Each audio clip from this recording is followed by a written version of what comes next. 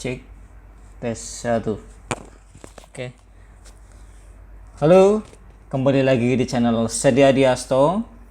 Kali ini saya akan mencoba membuat konten tentang PPDB online ya, khususnya di jenjang SMA. Jadi pada seri ini ya, saya akan mencoba membuat video tentang pertanyaan yang sering ditanyakan ya saat PPDB online SMA tahun 2020 ya. Jadi banyak banget pertanyaan yang sampai di HP saya ya, bunyi terus terkait dengan pelaksanaan PPDB online ini ya. Pertanyaan yang pertama yang sering ditanyakan yaitu apa nih? Oke. Berkas apa saja yang perlu disiapkan ya, berkas apa saja yang perlu disiapkan ya. Berkasnya mungkin sama dengan offline ya. Yang pertama saya mengacu pada peraturan saja, peraturan nomor 14 ya, Pergub itu tahun 2020. Kemudian saya juga mengacu pada Juknis ya, PPDB. Sebenarnya sudah ada banyak berkas ya, berkas yang sudah saya terima. Mana nih berkasnya? Oke, bentar. Ya, berkas yang sudah saya terima sejak bulan Mei ya, pertengahan Mei. Apa ini? Oke, mana berkasnya? Oke. Jadi kita lihat di sini. Di mana? Oh, di sini. Gini ya. Oke.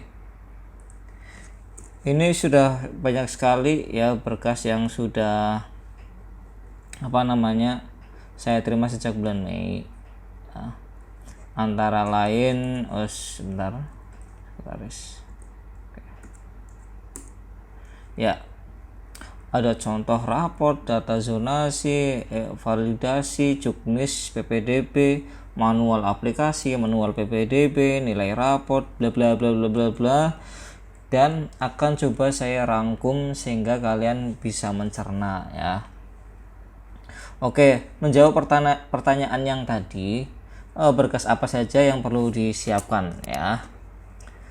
Berkasnya sebenarnya mudah ya, mudah saja berkasnya, yaitu yang pertama adalah ini ya, kita ke Juknis dulu ya, kita ke Juknis ya.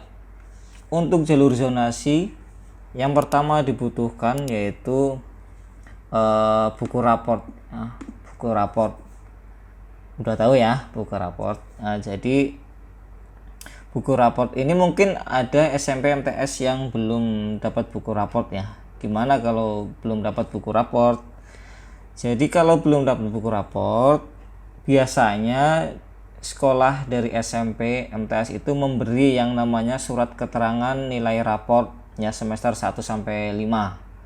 Ya, misalkan ya semester 1 sampai 5 itu direkap jadi satu lembar ya. Di sini ada contohnya ya. Di sini sudah ada contohnya ya, ini nilai raport. Ini berdasarkan Dinas Pendidikan ya Jawa Tengah, Provinsi Jawa Tengah. Ini sudah diberikan tanggal 30 April. Jadi tanggal 30 April ini intinya yaitu sekolah dari SMP MTS itu menyiapkan menerbitkan rekapitulasi nilai raport semester 1 sampai 5 dengan menggunakan form sebagaimana terlampir ya. Lalu apa saja yang dilampirkan? Ini di sini ada ya. Ada mata pelajaran IPA, matematika, bahasa Inggris ya, dan bahasa Indonesia dari aspek kompetensi, pengetahuan dan keterampilan. Ini untuk di SMA 2 ya, yang mau mendaftar di SMA 2 sudah kami share lewat grup Telegram ya. Ada beberapa SMP yang sudah menerapkan seperti ini ya, formnya sudah ada. Tapi ada juga SMP MTS yang belum. Jadi SMP MTS yang belum, silahkan menghubungi ke sekolah ya. Mungkin sedang disiapkan mekanisme pembagiannya bagaimana. karena ini situasinya masih darurat COVID-19 ya. Jadi ditunggu saja, masih ada waktu. Sekarang tanggal 1 Juni, masih ada 10 hari ya, 10 harian. Masih itu tanggal 17 ya, masih lama. Kira-kira 2 minggu untuk memperoleh berkas raport ini. Ya. Lalu berkas apa lagi ya? Berkas apa lagi ya? Kemudian ijazah atau surat keterangan berpenghargaan sama dengan ijazah ya. Mungkin sekarang ijazahnya belum keluar, jadi gantinya mungkin saja itu surat kelulusan atau surat apa ya dari sekolah masing-masing, itu bisa dipakai dilampirkan sebagai pengganti ijazah selama ijazah yang asli itu belum keluar ya. Jadi silakan dihubungi SMP-nya ya, SMP MTS-nya. Kemudian yang ke berikutnya adalah akta kelahiran ya, akta kelahiran dan paling tinggi usianya itu 21 tahun ya. Jadi akta kelahiran itu disiapkan dulu ya, disiapkan ya. Kemudian ada juga kartu keluarga ini ya, kartu keluarga itu paling singkat 1 tahun sebelum tanggal pendaftaran PPDB. Jadi kartu keluarganya itu berarti tahun 2019 ya, bulan kemarin ya. Jadi minimal itu tertanggalnya segitu. Lalu apa kalau nggak punya Pak, atau saya itu sudah misalkan saya itu sudah berdomisili di suatu tempat karena sesuatu hal ya, kakaknya itu ada di luar zona gitu ya, ada di luar zona. Berarti di sini diterangkan, di juknis ini diterangkan atau dapat diganti dengan surat keterangan domisili dari RT RW garis miring RW yang menerangkan bahwa calon peserta didik yang bersangkutan telah berdomisili paling singkat 1 tahun sejak diterbitkannya surat keterangan domisili tersebut. Nah, jadi intinya surat keterangan domisili ini harus ada nama kalian ya, karena di sini sudah diterangkan yang bersangkutan telah berdomisili, berarti kan yang mau mendaftar toh ya, itu ada nama kalian dan di tingkat RT atau RW ya. Kalau tingkat RT RW itu menurut saya sih kurang ini ya, harusnya sampai ke kelurahan, tapi ya juknisnya berbunyi seperti itu.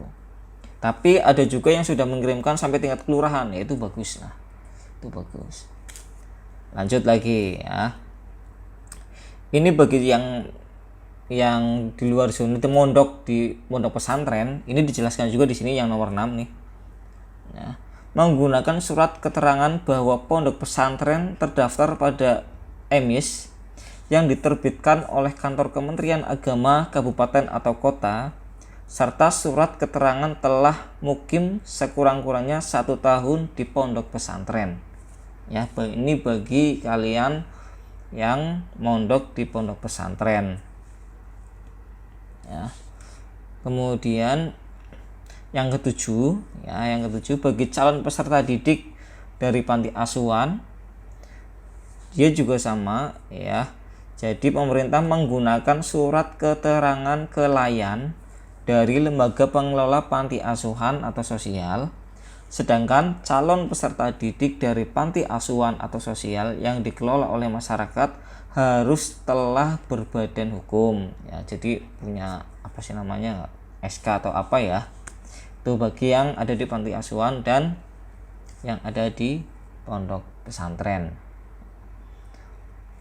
Terus bagaimana Pak ya, itu kan ada di jalur-jalur yang lain ya. Yang saya terangkan tadi adalah di jalur zonasi ya. Untuk jalur-jalur yang lain, misalkan di jalur afirmasi, masih sama yaitu poin 1, 2, 3, 4, 5 itu sama ya. Cuma bedanya ya, ini ya, bedanya untuk di jalur afirmasi itu ada tambahannya kartu-kartu seperti ini nih ya. Yang pertama, terdaftar dalam basis data terpadu ya. Kemudian mempunyai ini nih, KIP ya, KIP atau PKH ya. PKH itu ada beberapa macam ya, yang warnanya biru ini dari tahun berapa sampai berapa ya. Terus yang terbaru ini saya tanya ini yang seperti ini ya, tulisannya kartu keluarga sejahtera dan ada himbaranya di sini, ada himbara. Ini menurut sumber yang bisa dipercaya ya. Jadi kalau kalian punya kartu-kartu seperti ini ya, ditanyakan, ini bisa dilampirkan untuk mendaftar di jalur afirmasi. Nah, untuk mendaftar di jalur afirmasi. Ya. Kemudian apalagi, Pak? Ya, kemudian yang perlu disiapkan lagi adalah di jalur afirmasi ya. Di jalur afirmasi itu bagi kalian yang orang tuanya itu bersentuhan langsung atau menangani COVID-19, itu harus ada bisa disertakan ya, bisa untuk mendaftar di afirmasi itu kalian menyertakan surat keterangan dari rumah sakit rujukan COVID atau dari kementerian ya di provinsi, Kementerian Kesehatan di provinsi, itu untuk membuat surat keterangan ya bahwa anaknya, putra putrinya itu memang putra putri dari bapak ibunya itu mengurusi COVID-19 gitu ya. Jadi kalau misalkan ada surat keterangan dari situ ya, ada surat keterangan itu bisa digunakan untuk mendaftar di jalur afirmasi dengan prioritas diterima ya, dengan prioritas diterima. Nah, ini sebagai salah satu bentuk penghargaan. Ya, kita lihat di sini di persyaratan ya, kita lihat. Oke. Persyaratan mana ya? Persyaratan. Oke. Oh, kebebasan. Atas.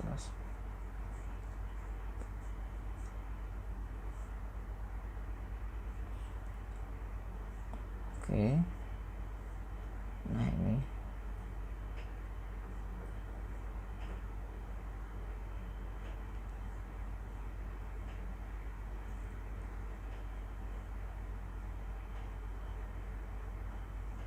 Ya.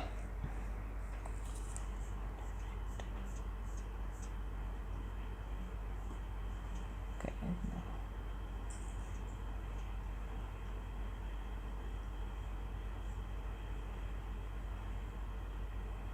Ya, ini sebagai bentuk penghargaan kepada tenaga kesehatan dan tenaga pendukungnya yang bekerja di fasilitas layanan kesehatan yang menangani langsung pasien COVID-19, maka putra-putri tenaga kesehatan dan tenaga pendukungnya diberikan penghargaan berupa dispensasi atau prioritas langsung diterima, utamanya di wilayah zonasinya.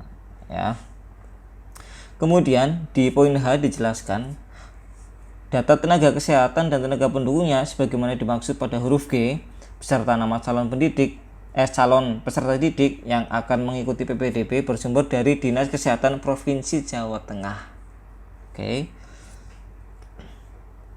Kemudian dijelaskan juga di huruf I ya. Ini di luar Jawa. Ya. Jadi yang menangani COVID ini ada dispensasi langsung diterima ya.